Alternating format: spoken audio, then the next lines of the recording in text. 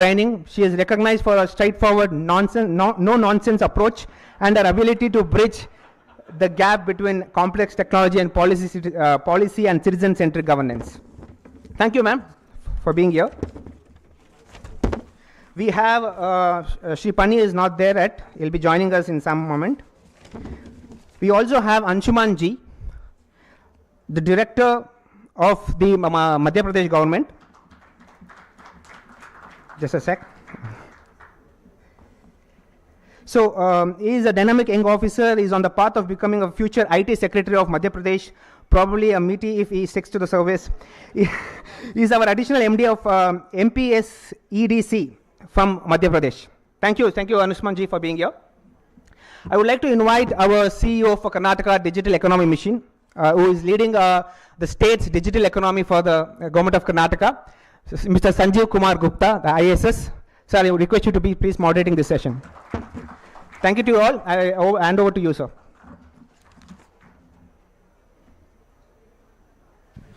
Very good afternoon to all of you. It's a great pleasure to be here in the Bharat Mandapam, especially looking at an India AI Impact Summit. Impact can be seen by government in a big way.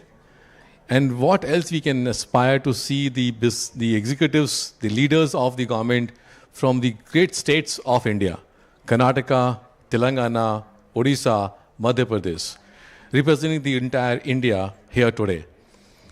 Why we need this and why we need this topic to be discussed about it.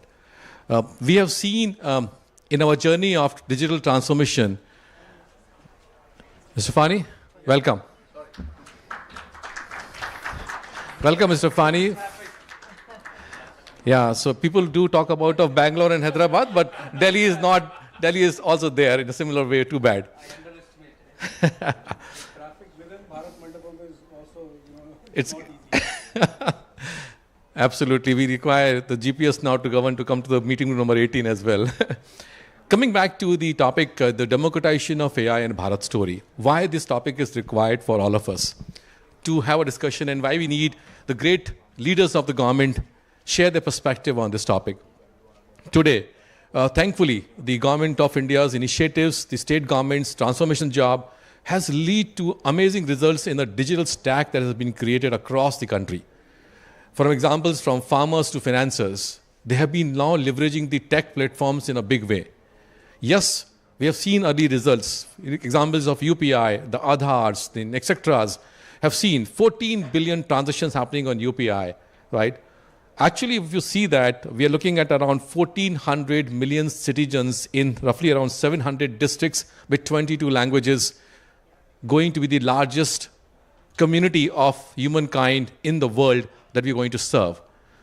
In that journey, when you have got these digital stacks across with us, the question comes is this new wave of AI, the intelligence wave, which is coming up in front of us.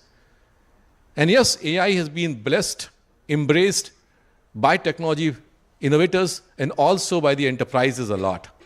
We see every time a new enterprise looking out, something of coming out from here. But then, if I go back to my statement, farmers to financiers, where this AI is actually leading to? And is there a story? And is there a question marks? Is there some answers? Is there some partnership platform that needs to come together? I have many questions in my head. I thought I will invite the great leaders of the government today here, put up some questions to them, understand that what is that they are looking at from their perspective and what they're doing in the respective states. And is there any good connects that the audience and all of us can come together? I know audience comprises of the entrepreneurs.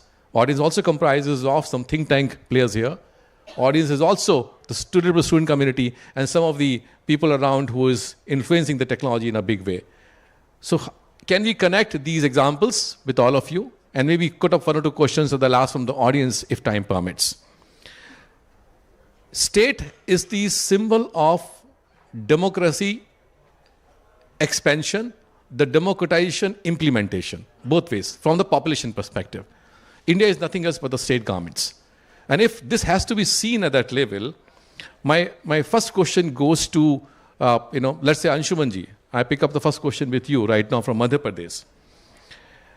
In your 77 spanning districts that we have, I see that agriculture deploys 70% of the workforce. What does the AI democratization means for this last mile? And maybe linking with the direct benefit transfers as well, right? Your crop intelligence, linking it with your social protection.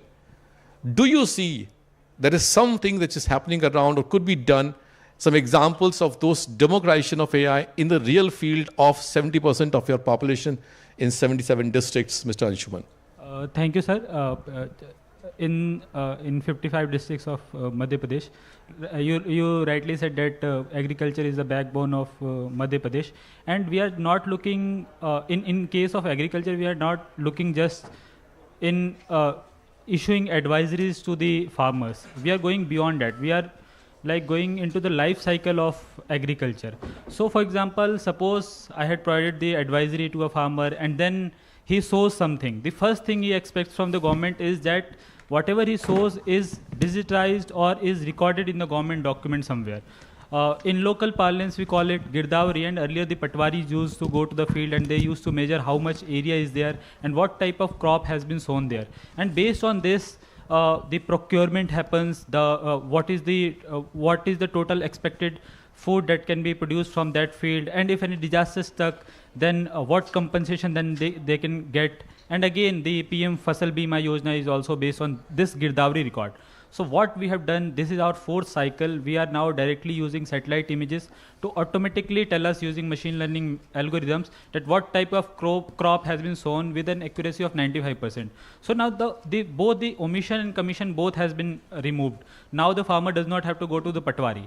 And based on this data, we are also calculating the crop volume which is there, and we are automatically telling that this might be their expected total produce that we can expect. And this has helped so much in case of disasters. And then again, in procurement, we used to hear that whatever the quantity is, sometimes some states, they give extra bonuses above what the MSP is there. And then there are some, we keep on hearing news that there are leakages, then crops are coming from some other state and then they are getting sold in some other state.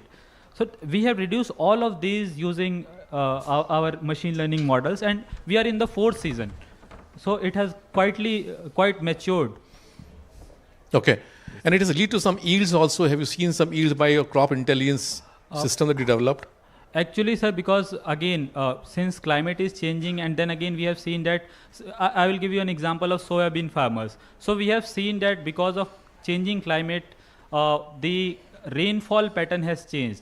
And again, there might be some time when we might advise the farmers to sow the soybean some days before or some days after to avoid this season. Because even if it rains and if the soybean fruits have, if it is in flowering stage, and even if it is even if it rains before that, then it is okay. The loss would not be that much. So we have seen an increase of around 25% in last 3 years using these technologies. And do you see that the trust on the AI systems of these farmers is increasing, or is still becoming a question mark that whether we should believe or not believe? Actually, sir, I believe that trust in AI-based governance is a subset of trust in governance as a whole. So I have found, I will just share an example. So 2 years ago, there was a hailstorm in one of the villages. I was posted there as an SDM. So, crops of some 17 villages were affected. What usually used to happen is that once crop damage is happening, then Patwaris go there and then they mark the field, and based on the extent of damage between 0 to 25%, they don't give any relief. Between 25 to 50, they give some other relief, and it is like this. So for the first time, what we did, we used satellite images of pre-event and post-event to find out based on NDVI that what is the extent of crop damage. We also, since we were experimenting for the first time, we also took the manual way where our team went and then they surveyed the field. And you won't believe that with the manual way, the total amount of compensation was coming to some 18.5 crore.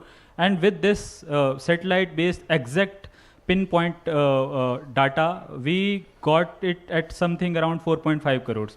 and there was not a single complaint from any farmer, but that my name has been deleted or some corruption has happened, or so we solved both commission and omission, and there was not a single complaint. Very nice. So very nice. And this shows the trust. This shows the trust of the people in technology, in AI, and in governance as a whole. Got it. And in fact, the results also shows that roughly 25% yield is what is expected when you leverage AI and ML solutions, especially in the agriculture field. Coming to Vishalji, to you, yes, the AI systems are there, but the language and the skills, which becomes the most like a biggest barriers for any AI system to be implemented. I know you enough number of years, you're doing entrepreneurship in bureaucracy. You experiment new things, right? And you design those systems, and then you finally deliver those systems as well. How is Odisha thinking about these citizen-centric platforms, skilling and language inclusion to ensure AI is accessible and trusted by all? Thanks, Sanjeev. Very good morning to everyone. Good afternoon, in fact. So, when you talk of citizen-centric platforms, language localization, just two things I want to say before I begin. One is, far too often we've seen, as government officers or bureaucrats, that we get muddled up in technology, jargon, etc. If you keep it simple, let's say we're discussing democratization of AI resources. What does it mean? It means accessibility to everyone, irrespective of region, socioeconomic background, etc., affordability at reasonable cost, and of course, all foundational models should be available. So that is something which I think all of us need to keep in mind. The second is, for a state like Odisha, the context becomes very important, because the point that you mentioned, so Odia, for example, is a low resource language. There are very little quantum of data sets, Odia data sets, that are available currently. And that is one major, target that we have, challenge. So we have kind of taken up, conversion of a large number of texts, historical and others, and 1,600 texts have been converted. Okay. So far, they've all been contributed to AI Kosh of the India AI mission, and this exercise is continuing.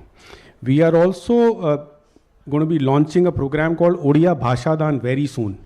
The idea behind it is that we've identified 13 sectors wherein we will request people from all walks of life, including some experts. So there are sectors like tourism, history, celebrities of Odisha, etc., major landmarks, major events and all. So we will launch up this program wherein people will be asked to contribute, professors, people from the villages.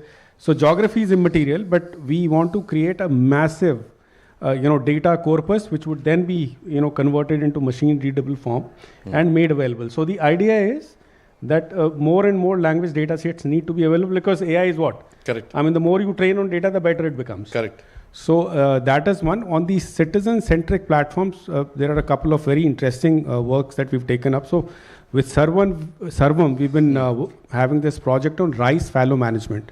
So rice fallow management is primarily people who take up one crop. So paddy is the most common crop in Odisha. And once people cultivate paddy, mostly in Kharif season, thereafter Rabi, they don't do anything. So the idea is, how do you encourage multiple cropping patterns? So there is a database, there is a directory of farmers. We reach out to them through this model. In fact, this time there were 50 lakh calls that were made to farmers through the Sarvam platform, asking them if they had received inputs, giving them information about their soil conditions, because everything has been mapped hyper locally. So we have plot-wise information, so soil conditions, weather conditions, and we send them advisories about what we need to do. And the third was, I think you mentioned skill. The second example is, so Odisha has Odia, the language has several dialects. So there is a coastal dialect, there's a western dialect, there's a southern dialect, and within these dialects also there are variations.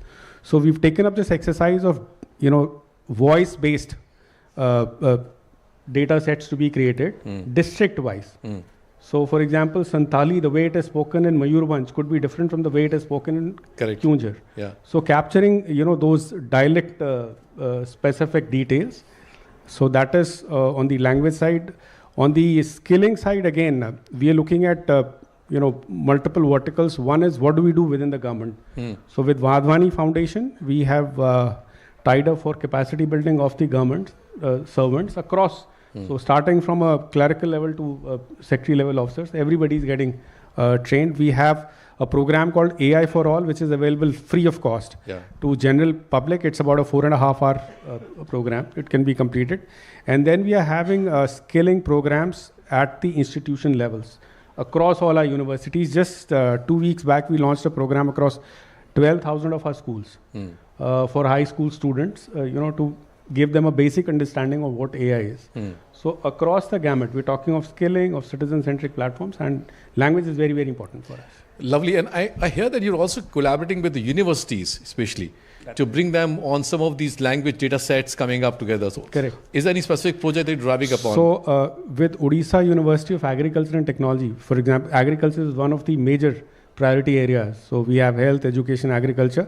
Disaster management is very important for Odisha because we are prone to cyclones. Earlier, the frequency used to be once in 3 years. Now it's kind of increased to twice a year. So we get 2 cyclones. The intensity is also higher. So, and governance. So these 5 areas we're working on: health, education, agriculture, disaster management, and productivity within the government. Very nice. So under that, this OUAT, Odisha University of Agriculture and Technology, we are having a program wherein very technical terminologies, agriculture related information that is being created. Right. No, I think these models of getting partnership with institutions is a great one because they can bring out the various forms, medical colleges, the other institutions of different data sets from the different kinds. Absolutely. And that will help you to cover the multiple sectors of the, and bring the data course upper. Lovely. I think the language, the trust comes into place, the skills comes into place, examples of yield and agriculture comes into place. I'll go to the, Dr. Manjula ji. Manjula ji, we have almost like 1 million engineers graduates annually passing out. Obviously, and Karnataka is the leading state in terms of the tech graduates. But still there is a skill gap which is putting together a rapid technological advancements as a challenge as well. Right? Yes, we have an advantage in Karnataka, but we also see a challenge in terms of the skills which is coming up.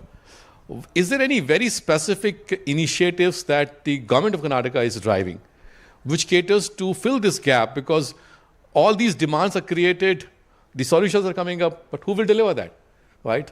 Is there any specific initiatives that you would like to share? Thanks, Mr. Sanjeev. I mean, we are one team, so wherever I miss, you can always pitch in. I mean, of course, everybody knows about Karnataka and more so Bangalore city and the kind of technologically advanced skill force that we have and the people that we have. We can boast of about 2.5 million of technically qualified graduates and professionals in our state. So the last 3 decades, IT-related services, we have excelled. And we are also coming to the AI revolution that we are all foreseeing, or we are already in the midst of it. So the skilling, upskilling and skilling the unskilled is a priority for the government because we also have to catch up with the AI race that is going on. And also the benefits, not merely a race, but because of the benefits that it brings to the society at large. So coming to the specific targeted programs, I would like to mention here one particular initiative called Nipuna. Nipuna is an initiative where, this is very tailor-made for the industry's needs, and highly skilled programs are also being, so that the people skilled under it are ready for employment. That is the idea. In fact, the initiative focuses so much on industry partners and the service or the, aggregators, who in turn can provide them the necessary job and placements, etc., then link for that. That is how it is structured. The good thing about this is, one is this is a common platform where we bring together the industry requirement and the people who are ready to be skilled and the people who can skill them, and then the people who can help them to get the placements and employment opportunities. That is one thing. Secondly, the government itself is taking a substantial cost, proportion of this cost. So whatever be the cost of training a person, we pitch in 40% of that. So that is the advantage is highly skilled, highly, good institutions we can provide the skill, and good industries which have identified the required skills, all are coming together, and that is the advantage. Beyond this also, there are multiple areas through which we are skilling our people. This is one specifically targeted program, but like I would like to mention about the centers of excellence that we have, and Professor from our IIT Alumni Center is right here. Including his organization, we have more than 20 centers of excellence. Centers of excellence, have a mixed, each of them has a set mandate and a set, outcome required, deliverables set out. But then broadly, all of them cover encouraging research, because they themselves act as institutions, or they are housed in institutions which already have a research and development mandate, or already have that advantage. Secondly, they support innovation. They reach out to startups which which are filtered and identified, and then the ones which are more likely to be productive, more likely to be successful, are boarded onto this platform, the centers of excellence. Further, there is always the industry collaboration, because all the industry partners in our state know the benefit or the advantage or the leveraging which can come through the centers of excellence. A lot of problem statements are rooted through these centers of excellence, and our innovators or researchers work further on these innovations. Apart from all this, we also have a skilling line which is also being mandated through the centers of excellence, high-level skilling. For example, we did the VLSI skilling, which had a great response. Likewise, AI-related skilling and specific structured, tailor-made skilling also is being planned. So this is another way of doing it. Thirdly, you all know we have a lot of academic institutions in our state. Many of them date back to pre-independence era.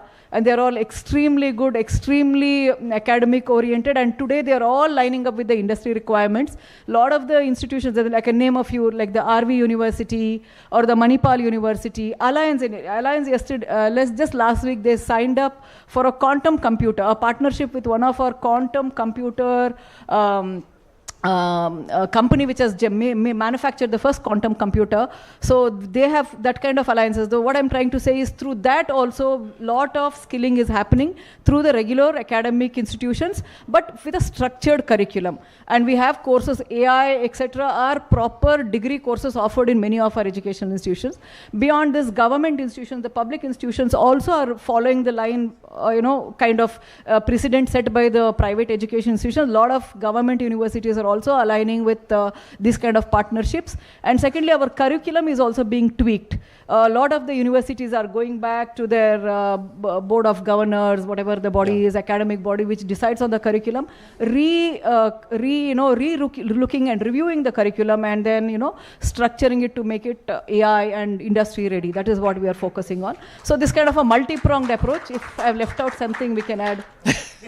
No, I think I will just add with you saying that the cities like Mangalore and Mysore and Hubli, Belgaum, Dharwad, Belgavi are emerging tech cities now, and they are actually having the talents of this kind. For example, Hubli itself has 6,000 AI resources serving to the global clients in city like Hubli, right? And you have the Center of Excellence on AI in IIT Dharwad, in IIT Dharwad. So Dharwad is flowing. Mangalore has a cybersecurity center of excellence on BFSI. So these are the areas where... we have specific centers of excellence. Like IIT Alumni Center is specifically working on AI. Correct. Likewise, we have a new center of excellence coming up which looks at AI in biotechnology. Yeah. So our premier organization called CCamp will be anchoring that. That is shortly on the anvil. Yeah. Similarly, we have a separate center of excellence looking at applications in AI, applied AI technical solutions. We call it for CATS in short. Yeah. So that is also started operating. So Correct. These are like organizations which look at this very much focused on AI related. And of course, other than this, I mentioned the other centers of excellence, more than 20 in number, which are looking at various other sectors and other deep technologies also. True, very true. Thank you, Bharat. One question which just comes to you is that you are 20,000 startups plus in the state of Karnataka, 1,700 plus AI and AI related startups raising roughly $2.8 billion in last 1.5 years. Amazing results. DPI is a parallel track coming in place. Industry is also there. I see that DPI and industries are like a rail track. Like a railway track has been laid down. How do you see that Karnataka is going to leverage these great two tracks of industry that we possess? Big one, 400 out of Fortune 500 companies are operating from the state of Karnataka. You have a DPIs laid down from here. Your all Aadhars are technology bases coming out from Bangalore only.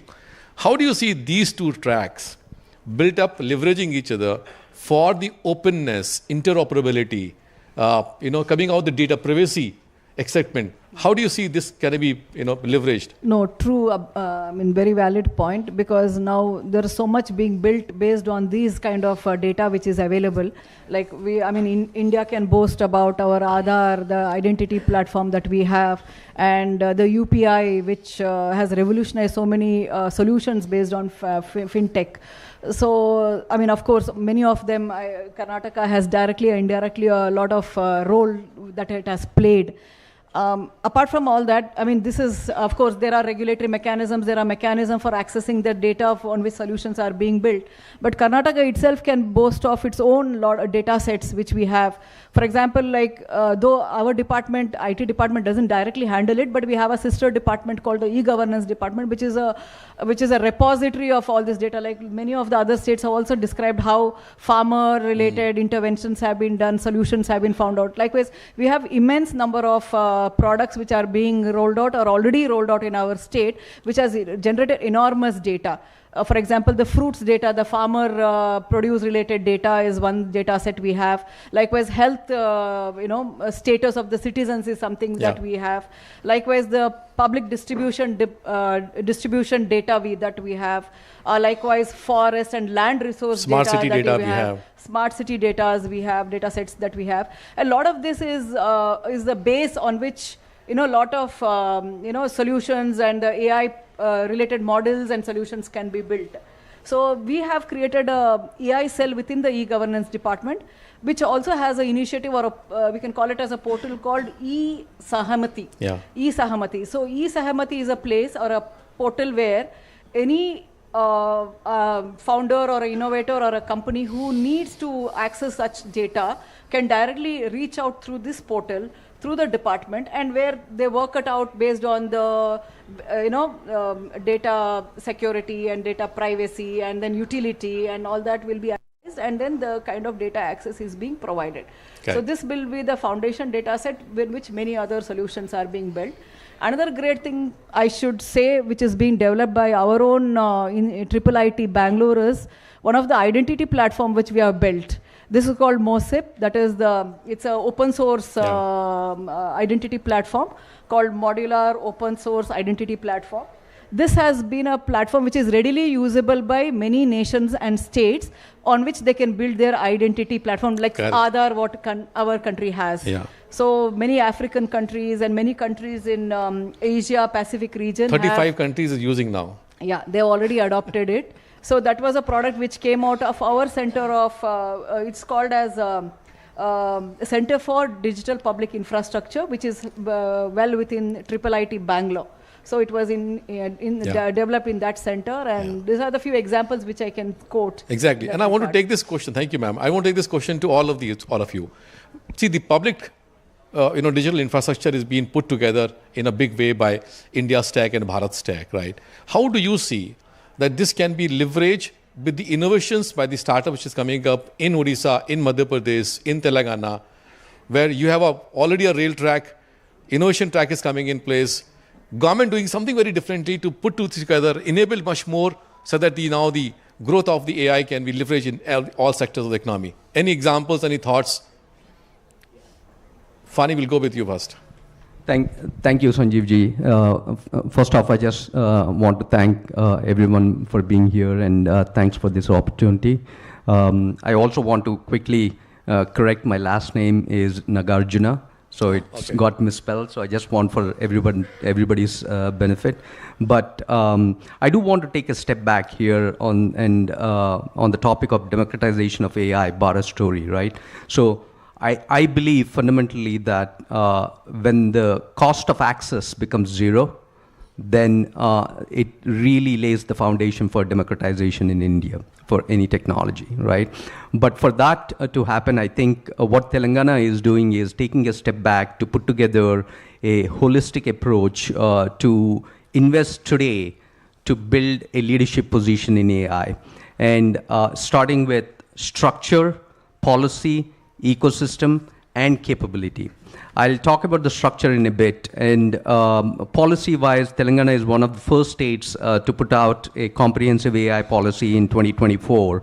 Not only about what to do, but also about taking a very responsible AI approach and an inclusive approach to deliver the benefits of AI to all segments of the society.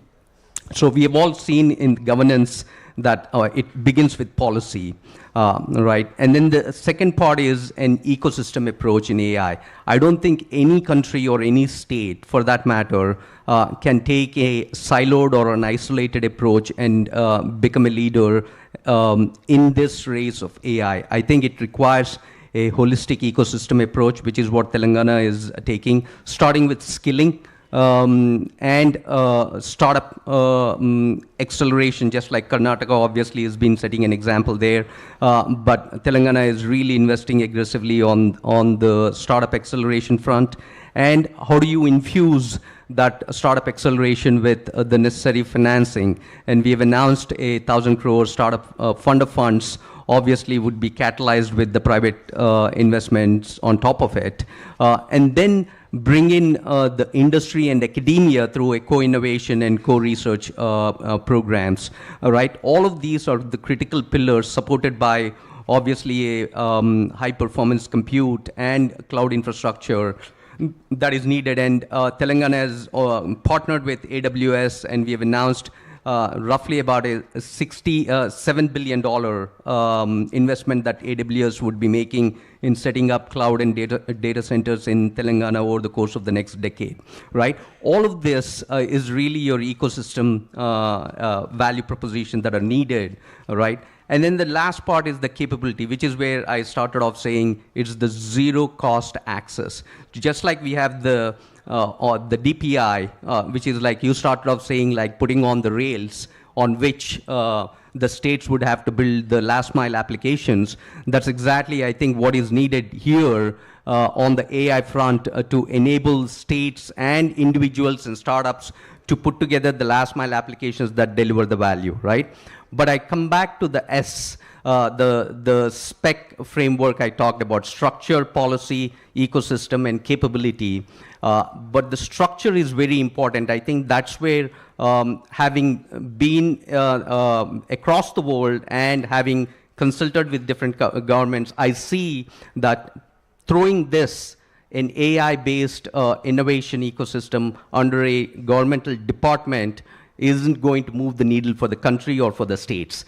It ought to be an autonomous, unified entity with the agility of a commercial startup, but the backing of a government, and that can bring in the best practices from across the world and can build out tentacles across different states and outside of the country to bring in the best practices to build innovation that can move the needle for the country. And Telangana has taken the first step there with the launch of ICOM at Davos, which puts that exact structure together, as well as brings in the rest of the ecosystem into the fold with global collaborations to drive the so-called democratization of AI for the bottom. Got it. And I think you said very well, the cost of the access has to become zero. And the cost of access can only become zero if the data center and the compute power cost goes drastically down. And what else we need? We need a sovereign AI, right? And hence becomes, related to this question, goes to Vishalji, to you, is, if you pick up these direct benefit transfers and you look at zero linkages, welfare program, no linkages, absolutely transferred on levels, AI predicting the rations before the families get their foods and the food grains in the kitchens. Fraud reduction savings, how many crores? It's examples coming up from all over the segments.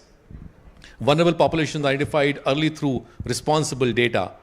So the question is that, do you see these are the real examples from the state that are transforming the lives of the people, while zero leakage is ration is being predicted by the machines to you. The logistic and supply chains have been ensuring to reach out to the food grains to the families around, possibly looking at the disease patterns, etc. Are there real examples where the Odisha and Madhya Pradesh, and same question to you, Anshumanji, are you seeing real examples of this kind, zero linkage welfare by AI?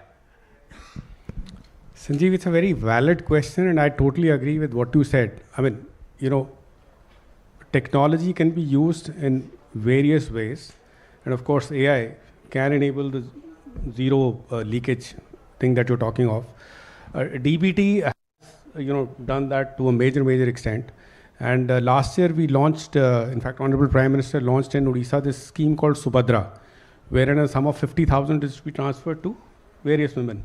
So we have about 1 crore, 14 lakh beneficiaries so far. We've all seen that at the press of a button, the money goes into the account of the beneficiary.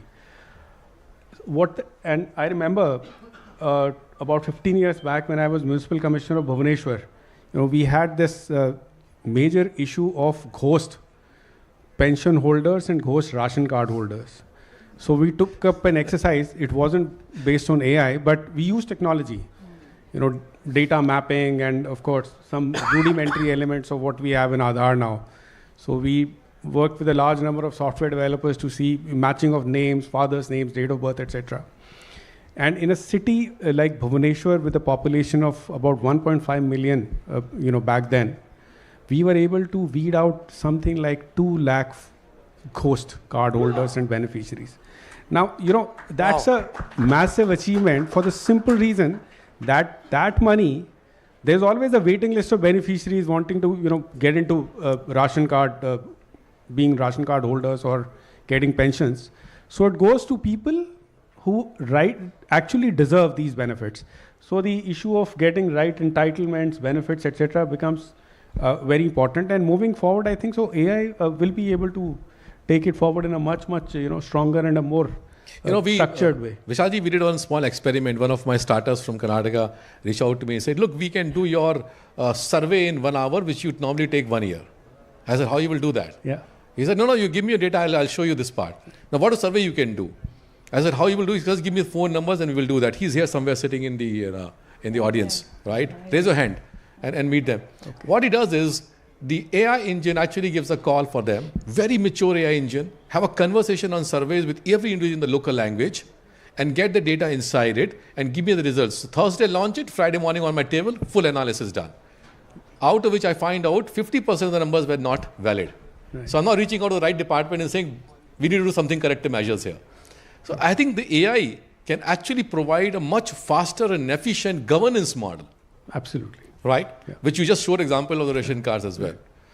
So can I just add a point to what Vishalji said? Actually, it's a very astute point. And but a short point because I want to listen to the result of technology implementation. I think now with AI, what he has done could become a continuous example rather than episodic, right? And that's the beauty of AI is you can scale exactly what Vishalji has done now on a continuous basis across different programs. Correct. Absolutely. It's Anshuman.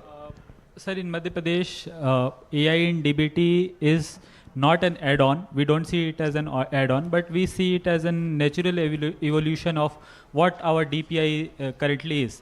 So in Madhya Pradesh, we have something called Samagra IDs of each members. We have this program since 2012. So we have given a unique ID to each individual, and then how it is different from Aadhaar is that we have also mapped their families. So in a village, we know how many families are there with their family IDs, how many individuals are there who are linked to that villages, who is the head, and all the schemes, close to 400 schemes that the Madhya Pradesh government gives to them is with this Samagra ID only. And now we are thinking, like you said, of the DPI, we don't want startups to reinvent the wheel. We have this data and we are ready to share this, of course, by anonymizing it. And again, coming on to this DPI front, we have two excellent data sets.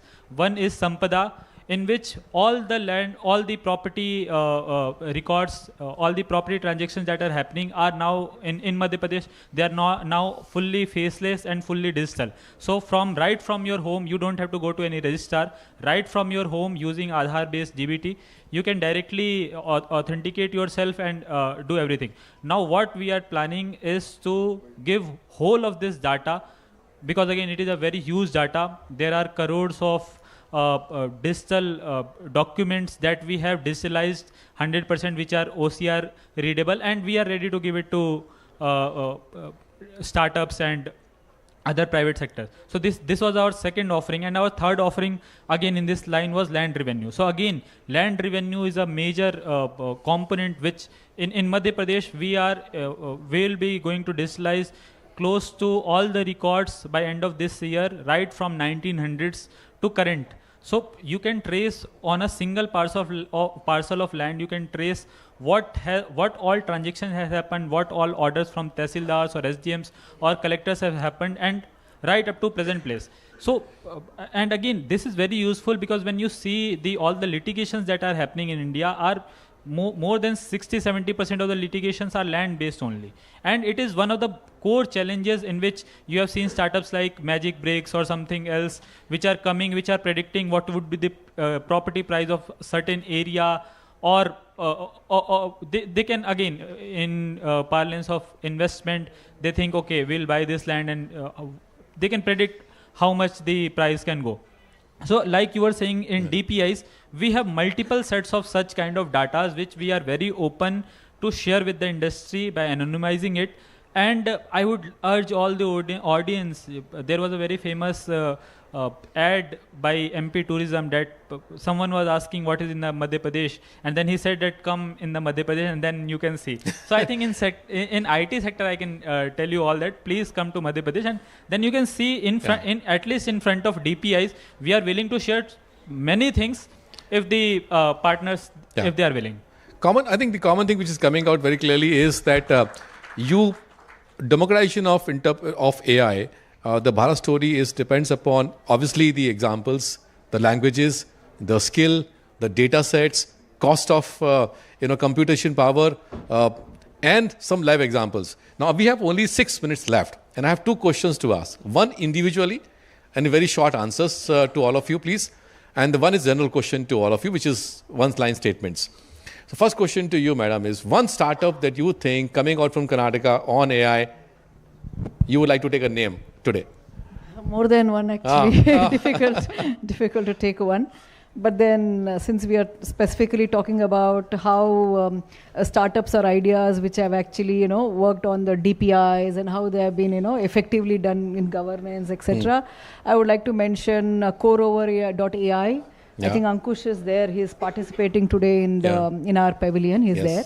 I think they have done well with IRCTC and our NC, that's the Payments Corporation of India, Indian Navy, and they've interacted, they've worked with them, product solutions for them, generative AI basically, and they've come out with an assistant or a chatbot which helps, facilitate of services, overcoming the language barriers, and they're all powered by that is powered by Bharat GPT. So that is one good example. I think Sarvam AI, I think sir also just mentioned Sarvam AI, and of course, like it is one example which shows how the DPI and the model which have been linked can deliver citizens better. Like you all know, Aadhaar, the voice assistant which comes on, it has been developed by them, and so it overcomes the barriers like literacy and all. It's it's also in multiple languages, so it's an Indic generative AI also, and it is helping people overcome their grievances, etc. through this system. It has been done. Lovely, and there are many examples that you would like to take up. More are there. I think we'll give others an opportunity. Of course, Vishalji, one Odisha language AI use case which is breaking barriers faster than we can see.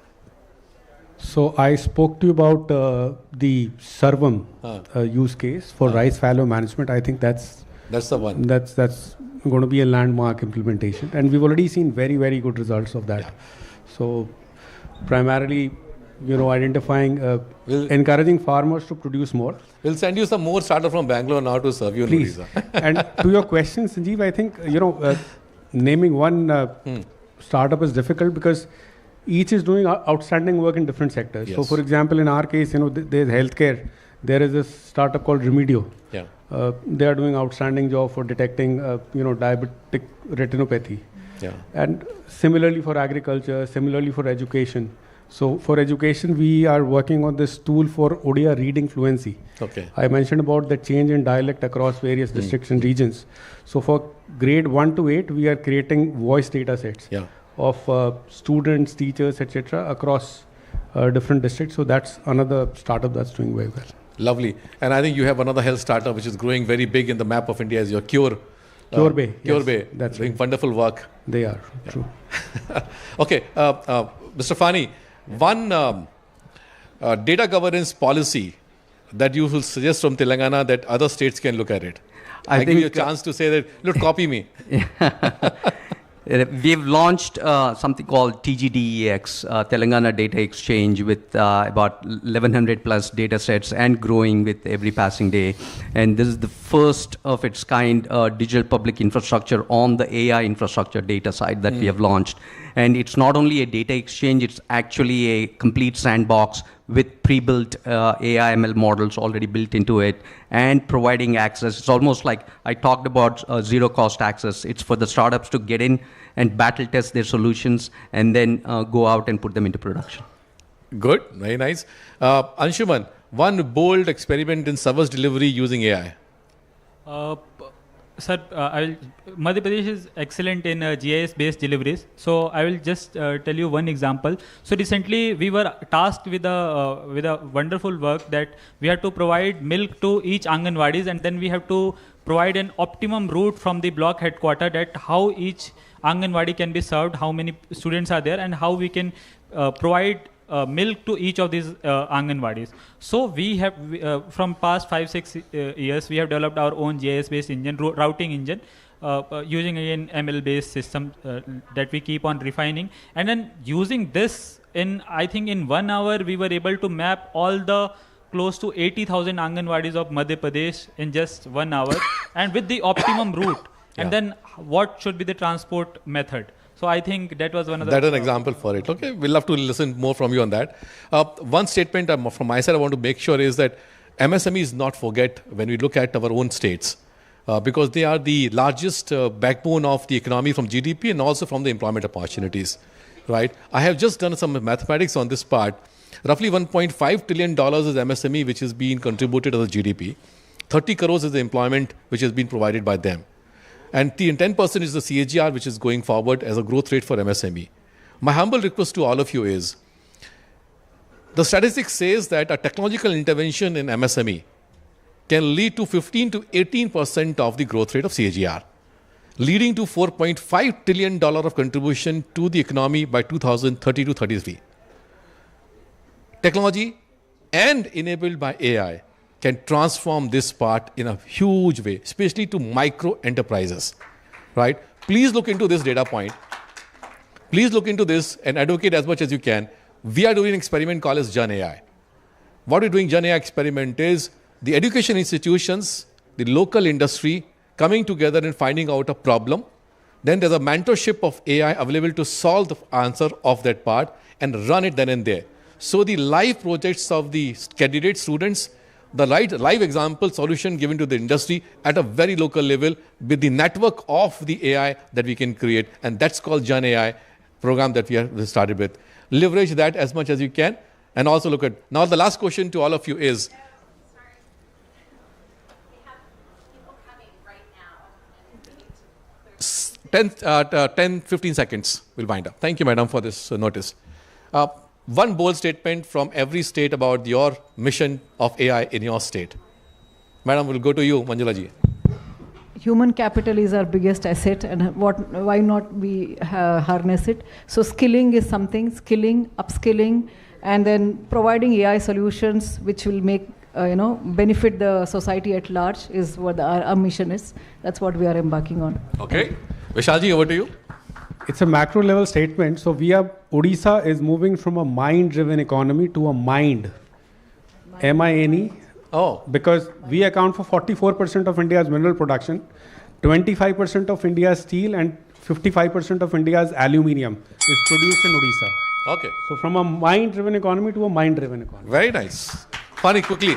We have to wind up now. We want to be the world's AI proving ground where the world comes to actually test and drive their AI solutions. Okay, Anshuman. For us, it is precision in delivery and dignity in service access. Lovely. Thank you so much, Thank you ladies all. and Thank you all, gentlemen. audience. We have I no request, time left for the us. panelists for the group photo very quickly. Thank you so much. Give a hand applause for the leaders here today, please.